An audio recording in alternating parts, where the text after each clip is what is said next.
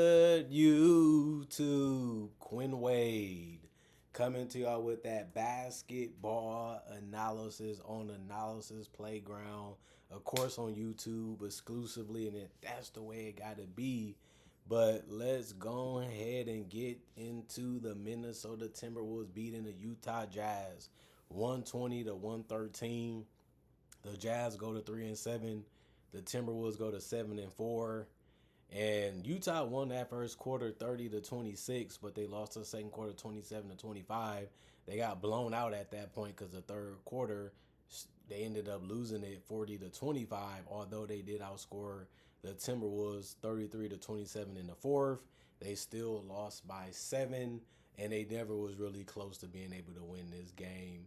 It did get to single digits, but it didn't matter because the Wolves was basically almost done winning the game at that point, and they ultimately did. Julius Randle, 34 minutes, 27 points, 8 rebounds, 1 on his offensive, 7 assists, 3 steals, 2 turnovers, 7 to 16 from the field, 43%, 1 of 4 from 3, 25%, 12 of 13 from the free throw line, 92%. And he also had 2 personal fouls, was a plus 22 and plus minus. He was just really good using his handle and using his body to get to wherever he wanted to, and it just helped him get to the free throw line. Plus, his jump shot was falling, and his floater shots, whatever you want to call them, was falling for the most part in this game. But this not settling. He kept going for the bumps and the knocks, and that was getting him to the free throw line, and that's where he put the most hurt in on the Jazz defense, and also making them pay for it by scoring the free throws. Only missing one today was very good. Jaden McDaniels, 35 minutes, 16.6 rebounds, 3 assists, 2 steals, 1 turnover, 6 of 13 from the field, 46%, 1 of 2 from 3, 50%, 3 of 3 from the free throw line, 4 personal fouls, a plus 8 and plus minus. He was good. He was using that length and that size to get to the basket and to score. His defense was there. I liked his rebounding in this game. He just did a lot of things fundamentally right, and ended up working out for him. Rudy Gobert, he got in double figures. He played 34 minutes, had 14 points and 12 boards, a double-double. 3 of them was offensive with an assist and 2 blocks and 2 turnovers. 7 of 8 from the field, 87%. 0 of 1 from the free throw line, 5 personal fouls and a plus 8 and plus minus. He was flushing, he was finishing, he was protecting the realm and altering shots and changing the way people think when they was trying to come clear or come near the paint. So he did his job, and that's what you have to be happy with. Dante DiVincenzo, 37 minutes, 14 points, 1 rebound, 2 assists, 1 steal, 1 block, 1 turnover, 4 of 11 from the field, 35%, which was actually 36%, but he was also 1 of 8 from 3, 12%, and he went 5 of 5 from the free throw line, 2 personal fouls, and was a plus 18 and plus minus. Man, he had the mid-range and the floater game happening sometimes throughout the game, but he also missed a lot of easy ones too.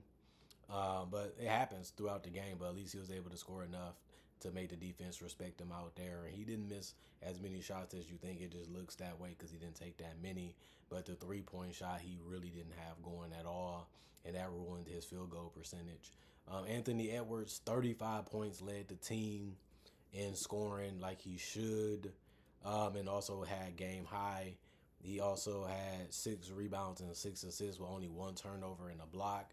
He was 13 of 25 from the field, 52%, 5 of 9 from 3, 55%, 4 of 4 from the free throw line, 3 personal fouls. He was a plus 13 in plus minus. Man, he really went out there and put on the show and dominated this game. They had no answer for him.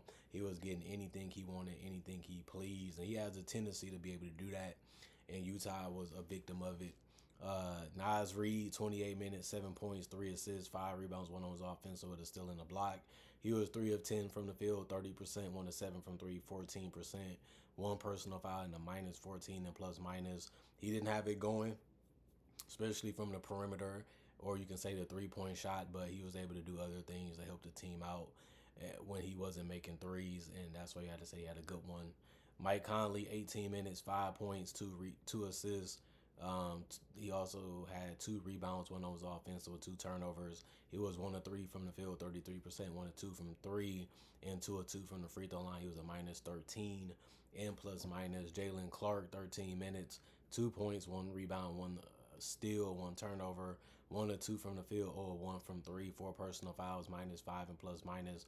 Rob Dillingham, 4 minutes, 1 rebound, 1 assist, or 1 from the field. The rest of the guys, you know, on the bench scored besides him, but he only played 4 minutes. He played less than all of them.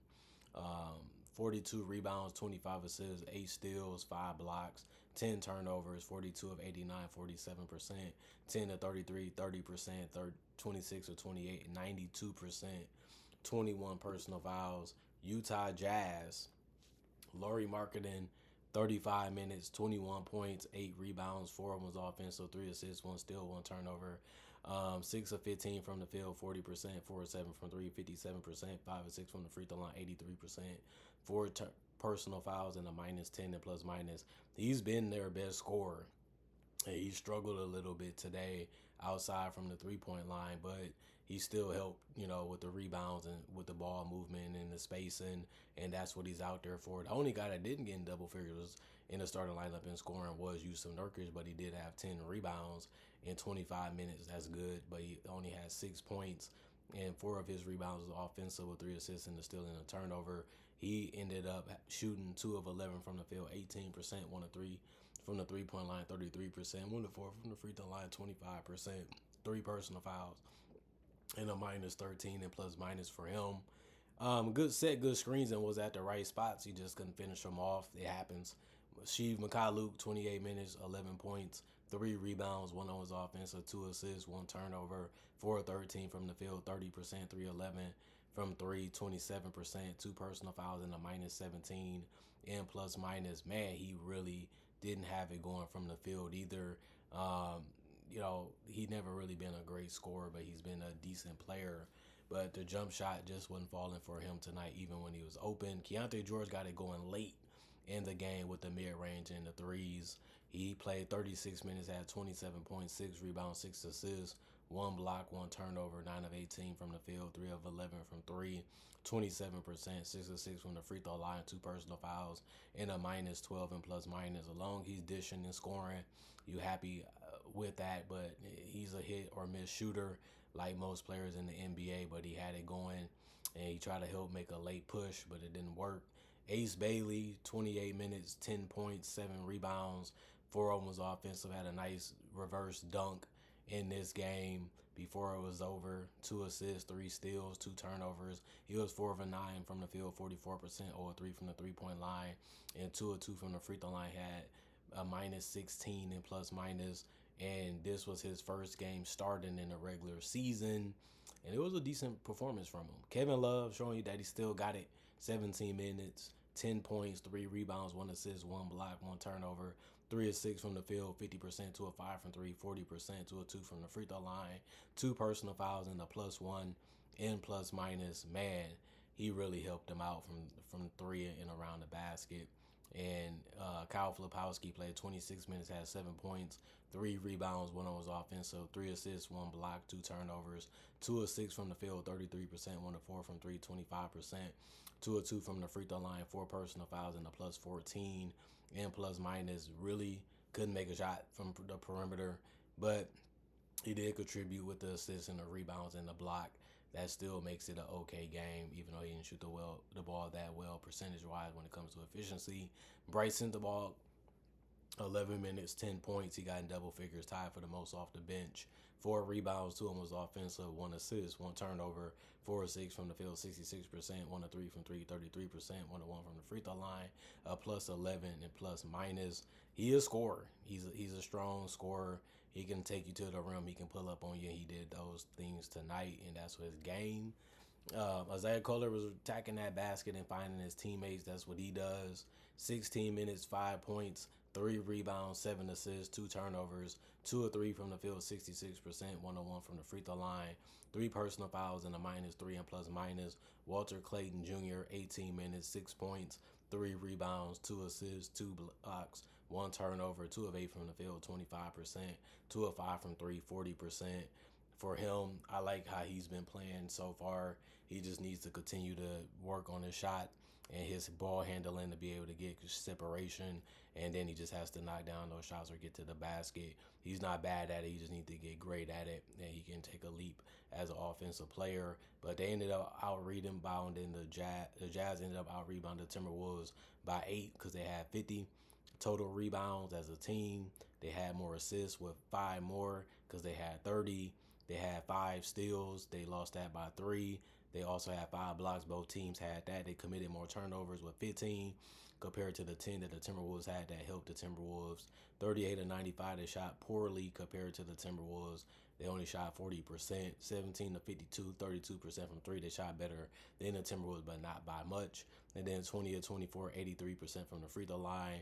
They lost that one. They shot less free throws and shot it at a less percentage. And they also committed more personal fouls with 24, of course, compared to the 21 that the Timberwolves committed. And other than that, the Jazz should have lost this game. The Timberwolves are the better team on both ends of the court, and they had the better player in Anthony Edwards, and he showed that he was the best player on the court today. And that's what he needed to do for this team to walk out with the win. And the Jazz, man, they getting some guys coming back in, some guys that keep going back out. They have a lot of young players that don't know what they're doing, or they're trying to figure out what they need to do and what works and what doesn't work. And then they got to find a way to use them in a lineup where they all can benefit or play well together or play well off of each other. They don't know that yet. They're still figuring that part out. They're still finding themselves as a team on both ends of the court. And they all also just lost Walker Kessler for the rest of the season, who is their best big when it comes to defense and rebounding. Now they have to play without that.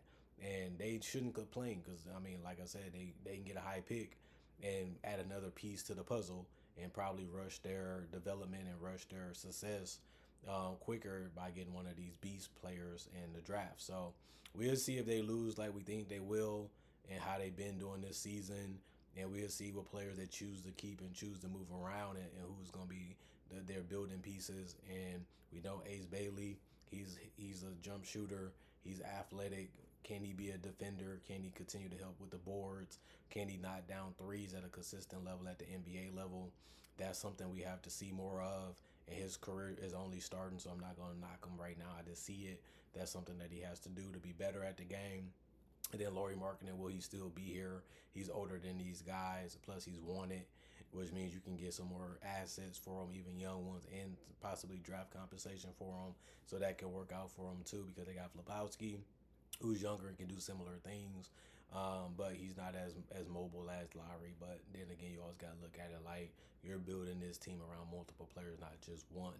Other than that, comment, like, subscribe, share, hit the notification bell, get the get notification, get the analysis when it first come out. Also do conversation videos just like this about various different NBA only topics too, and basketball too. But other than that, I also do breakdowns with real footage of legends, current legends, rookies, and also future stars. I also do mock draft and draft coverage. Not only that, I also try to do videos every day throughout the day to give y'all something new and something fresh to look at and check out as the day continues to go on when it comes to basketball and NBA content. Other than that, thanks for watching. Thanks for checking out the channel. Thank y'all for supporting the channel for so many years and continuing to come back and being loyal as subscribers and getting to it when you can.